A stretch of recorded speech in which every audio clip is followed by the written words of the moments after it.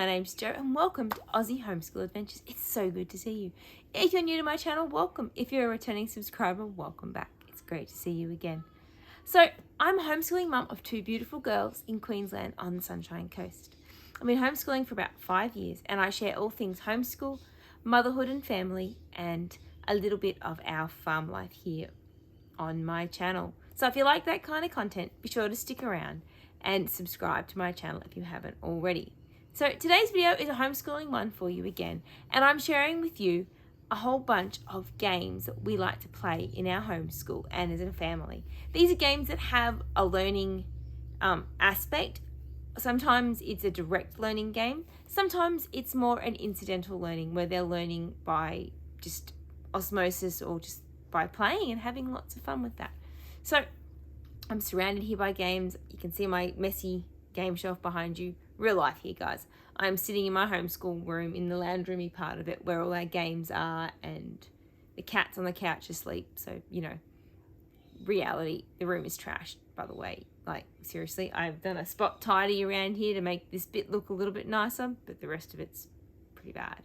So, without any more, I will get started with these games. Hopefully you'll enjoy it and you might find a couple of new games to add into your game schooling and homeschool game collection.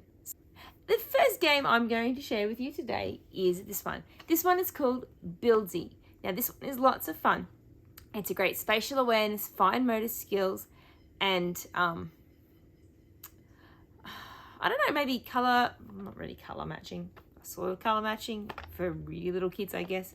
But it's definitely the fast stacking, nerve-wracking block building game. So it's lots of fun. Oh look, it even says on there, great for STEAM or STEM. That one's STEM. I can read honestly. STEM skill building. So Buildsy is lots of fun. It's a great 3D building game. Great for kids. If your kids love Lego and hands-on kind of stuff, then they'll probably really love this game. So Buildsy has a set of beautifully coloured plastic blocks like this. They are well constructed and well made, and you just stack them up on the table and build towers. Some of them are black and white, so this is the more advanced. They will give you the coloured one, so you stack them up like this. You can't actually stack them flat, so they don't stack like that. They stack on their ends and their sides like this, which makes it more challenging.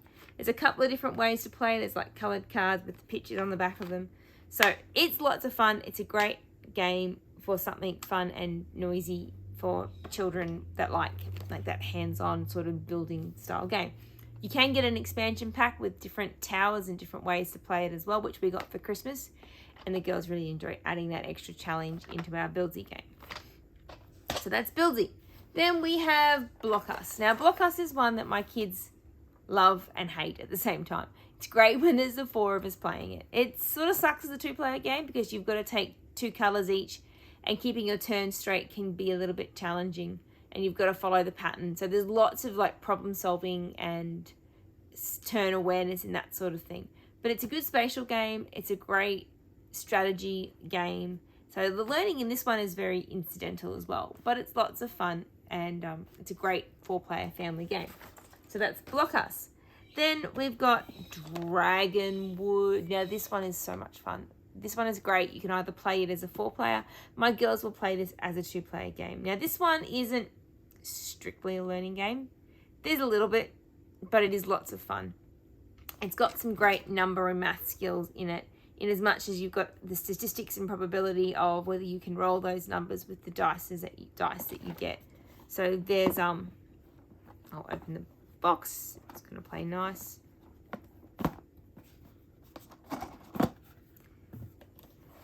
So they have the little reference cards for it that are really cute. So you can strike, stomp, or scream, and that corresponds to the different cards that you get. So there's different numbers and different coloured cards that you get in your hand, and you've either got to match them. So strikes are numbers in a row, so counting order. Stomp is the same cut, like the same numbers, so 4 tens or something, and scream is the same colour, and that you have to then defeat the different level creatures that are your landscape in the middle, and they're different levels, and have different numbers. So you've got different dice. Now these aren't a normal dice. They've only got 1, 2, 3, 4 on some of them. I think they only go up to 4, all the dice. Yeah, so the dice only go up to 4. So they're a different sort of dice. So you've got to work out the numbers and probability and statistics and stuff like that. So there is lots of learning in it, but it's learning through play in a really fun way. So Dragonwood's great for kids if they like that kind of fantasy style game. It's not super scary or anything like that, and it's lots of fun. So yeah, strategy and probability is what the game manufacturers say that they learn by playing it. So that's Gamewright, and Gamewright makes some of my favorite learning games and non-learning games. We really enjoy Gamewright games. So that was that one. This one is mostly for fun. This is another Gamewright game. This one is Rat-a-tat-cat, but it is great for your memory. Kids learn number sequencing and probability. This game is luck and chance, but it's lots of fun, and you've got to have a good memory for it. So you want to avoid having the rats, and you want to have the rats, but you want to end up with the cats. So the whole point is to get the lowest score possible, and you get 4 cards dealt out to you, and you can only look at 2 of them, and then you can swap your cards on your turn around. So lots of fun, but you've got to remember what your 4 cards are. So it's fine for the first game, but then when you play multiple games, you've got to really start trying to remember whether it was that game or the previous game cards that you're remembering. So my 8-year-old loves this game. She's very good at it, and yeah, we really enjoy it. So Rat-a-tat-cat. Then we've got a couple more here. Now these next ones are a lot more pure learning games. So this one is Let's Learn Blending and Consonant Snap. So this is one I got for my youngest daughter. She's probably getting a bit old for it now, but I got it midway sort of through last year, and we've played it a few times. It's a great one for just practicing that initial sound blends. So you get, there's a couple of different things. So you get like a picture with the beginning sound highlighted, and then you can match it with the beginning sound so they go together like that. They give you a couple of different ways of playing it. So there's like cloud as well. There's different ones, and then you can also get the whole words for different ones too. So a great one for beginning readers and practicing those initial sound blends. Yeah, so they can play Snap, you can play Concentration, and you can play Fish with this one. So Learning Can Be Fun is the company that makes this one. I think I might have actually gotten it from, maybe it was an Aldi special. I think it was an Aldi special, but I'm pretty sure this brand is sold at Officeworks as well. So the next one. Now these are Orchard Toys. Orchard Toy games are fabulous. I've got a few others behind me. You can probably see on my shelf maybe if I'm not blocking them. So this one is Times Table Heroes. This one's lots of fun. Both my girls really enjoy this, and we've just started learning times tables for both of them. So this is a great way to practice it, and in a fun and hands-on way. I won't pull it all out, but there's a really cool sort of board game style that you play with it. You can also play like bingo with it as well, which we haven't done. But it has an inbuilt answer checker, which is great for kids when they're still learning, which I will pull that out. So it has this beautiful colored grid here and a little like checkery thing that you can put it around the right way, and you can use that to figure out whether your answer was right or wrong, which is great when your kids are still learning times table, and they get to practice their times table in this and their imagination and their creativity as well. So we like Times Table Heroes. We've had lots of fun playing it as a family on our Fun Fridays. The next one is another Orchard Toys. This one is What's the Time, Mr. Wolf? This one's great for practicing that telling time skill and being able to match digital and analog clocks together. I will say that I think my kids are probably a titch too old for it, and I'm going to try and do some tweaks to make it a little bit harder, especially for my older child. But it is a really good one to learn and to practice being able to make the time on the clock say the right time. So it has a big clock with all the markings and the words on there as well. So being able to remember that the big hand and the little hand point at which ones and things like that. So it's lots of hands-on play and learning. I'm just trying to fish out.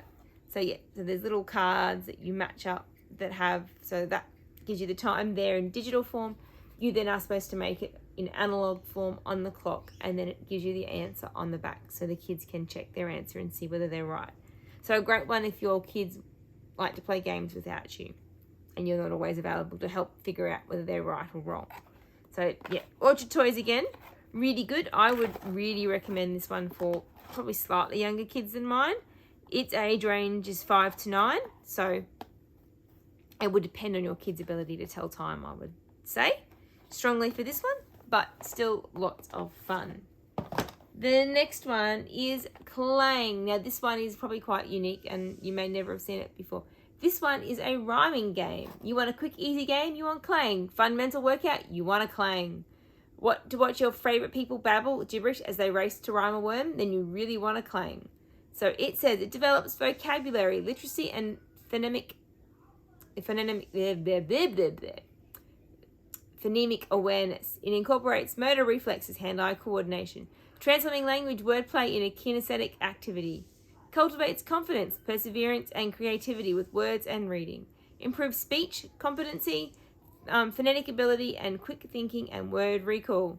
Features an easy-to-read, dyslexic-friendly font. So this one I got particularly with my younger daughter in mind to help her with her reading. So we've only played with the easier cards. I will play this with my older daughter with some of the harder cards at some point in time. So you can play it in a few different ways. You can play it from simply just getting the child to read the word if they're struggling. The red and yellow cards, I'm pretty sure, are the first out of the first 100 sight words. So if you've got a child that's learning those sight word games, it's really quite cool. So there's a few different versions of it that you can play. So but yeah, basically you put the card out and you have to think of a word that rhymes with it. So end, friend, bend, things like that, and be the first one to do it. So lots of fun. I'll hold the words up the right way for you. And then you've got like bigger words on the other cards for the kids as they get older and their reading and rhyming skills improve. So this one would be a great fun one to play with kids of all ages. You really could play this with older kids as well and work on that rhyming ability. So that one was called Clang. I got this from Amazing Puzzle and Games. I will leave a link to their shop in my description box below for you as well. The last one I got is Moby. Now Moby is a little bit different again. This one is a maths game. So this one is great for practicing your sums and your multiplication, division, addition, and subtraction facts. So it comes with a whole bunch of like Scrabble-like tiles. Oh, that's what I'm missing. Where did that game end up? I'll have to come and find it and I will come back with it. I have one more game to add in. So you have these little blue number tiles, and 6 and 9 are reversible. It doesn't matter, which I love because otherwise it gets really hard. Not sure if you'll be able to see that. I'm hoping the camera is focusing for me. So little number tiles, and then I'm making a mess. You get your equations are equals, plus, minus, so they're double-sided, plus and minus, multiplication and division. So you make your own little grid of problems. I will insert a little clip or picture of my kids and I playing this game, and I've probably got a clip that I will insert back for What's the Time, Mr. Wolf as well. I forgot to mention. So that one is called Moby. Now this is the advanced version, which has the division multiplication. So you can take them out and play with just addition and subtraction, and you can also add them in depending on the abilities of your child. So a great one for practicing those number fact skills. So let me go and find this other game and I'll be...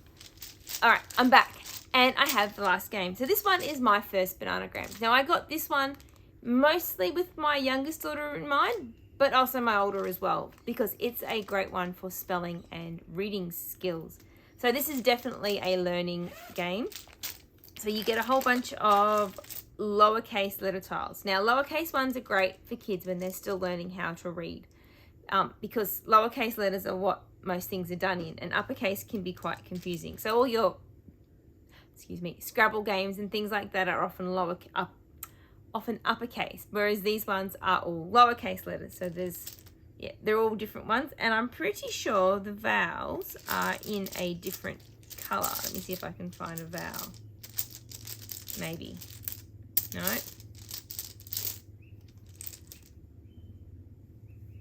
No.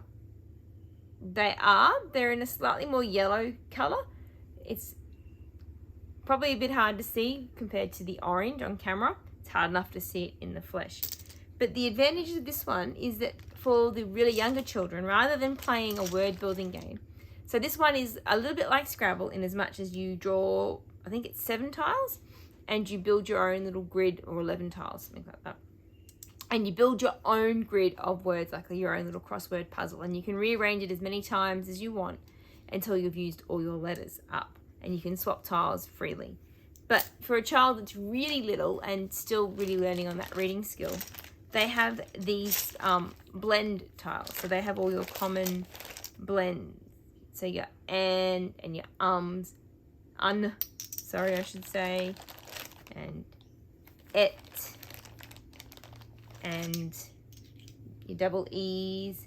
So to do your spelling in a fun, hands-on way, you can use these tiles and build words with your kids together. You can do it to help them practice their reading and their word families and things like that. So this one was Bananagrams. There's a whole bunch of different games that they give you in the instructions, which is fabulous. So preschoolers, early readers, and then you can also upgrade to the full version of Bananagrams. So there you go. So that one was Bananagrams. It even comes in a little green banana case, which is kind of cute. So there you go. So the last one that I actually forgot is this one. It's called Pocket Money. Now this one's a lot of fun for kids learning about money. So they reckon it's for ages 5+. I reckon you could probably play it with a younger child if they were pretty good with their money and you just help them with like the adding and subtracting. So it's lots of fun. It's a basic board game. It gives you a really cool sheet here that actually gives you some different ways of teaching with it. So that's pretty cool. But it is literally just a board game. Of course it doesn't want to open up for me. So it just opens up and here we go. So you buy or you either earn money or you spend money on different things around the board, and the winner is the first person to get $50. So it has all the accurate Australian play money coins and notes in there. So it's really quite simple, but it's lots of fun. And I found it a really good hands-on way for my kids to practice making change, learning about notes and money, and those sorts of basic real life concepts. So that one was Pocket Money. Pocket Money. So there you go. Another one to add to your collection of learning games. Definitely a learning game more than a incidental learning. This is really quite an active learning game, but yet still lots of fun. Like my girls really enjoy it and they find it lots of fun to play. And one that the reason I forgot it was because it was stashed in their bedroom because they'd been playing it. So there you go. So that's a collection of games that we love to play in our homeschool. I hope you've enjoyed this video. I hope you found it interesting. I hope you found a couple of games to add to your collection of games, because games are a great way for kids to learn in a fun, hands-on way. Great way for you to build connection with your family and with your children. So have a fabulous week, guys, and I'll see you in the next video. Thanks for watching. Bye.